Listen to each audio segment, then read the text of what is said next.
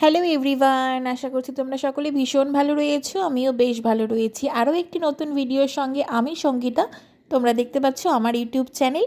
যদি আমার ভিডিওগুলো তোমাদের কোনো হেল্পফুল বলে মনে হয় তাহলে অবশ্যই লাইক কমেন্ট শেয়ার করে আমার পাশে থেকো এবং কমেন্টের মাধ্যমে জানিও আমার ভিডিওগুলো তোমাদের কেমন লাগছে।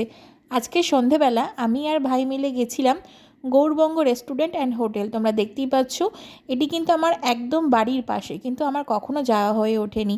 যদিও রেস্টুরেন্টটি ওপেন হয়েছে প্রায় 7-8 মাস হয়ে গেল। গৌরবঙ্গ রেস্টুরেন্টটি ফ্লাইওভার যেখানে শেষ হচ্ছে একদম তার অপোজিটেই কিন্তু তোমরা দেখতে পেয়ে যাবে, মানে বালা ব্যানকুয়েটের একদম গা ঘেঁষে কিন্তু গৌরবঙ্গ রেস্টুরেন্টটিকে তোমরা পেয়ে যাচ্ছ।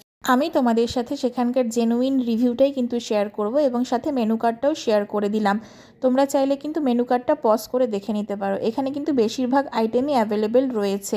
যাই হোক, আমরা প্রথমে ট্রাই করেছিলাম সেখানে ভেজ পাকোড়া, যার প্রাইস ছিল 79 রুপিস, এবং তার সাথে নিয়েছিলাম চিকেন ললিপপ।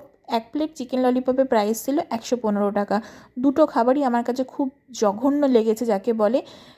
পরে সেখানে জানতে পারি সেখানকার তন্দুরি আইটেমটা কিন্তু সবথেকে বেস্ট। তো তোমরা যদি কখনও সেখানে যাও অবশ্যই সেখানে তন্দুরি আইটেমটা ট্রাই করে দেখো এবং আমাকে কমেন্টে করে জানিও সেখানকার তন্দুরি আইটেমটা তোমাদের কেমন লেগেছে। কারণ আমরা বেরোনোর সময় তারা আমাদেরকে বলে তাদের নাকি তন্দুরি আইটেমটা সবথেকে বেস্ট ছিল। যাই হোক, আমার কিন্তু তন্দুরি আইটেম আর ট্রাই করা হয়ে ওঠেনি। তোমরা চাইলে অবশ্যই সেখানে ভিজিট করতে পারো এবং কমেন্ট করে আমাকে জানিও তোমাদের কেমন লাগছে।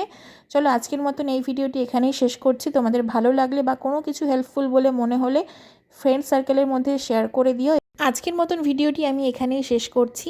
দেখা হচ্ছে নেক্সট ভিডিওতে। ততদিন পর্যন্ত তোমরা ভালো থেকো, সুস্থ থেকো। টাটা।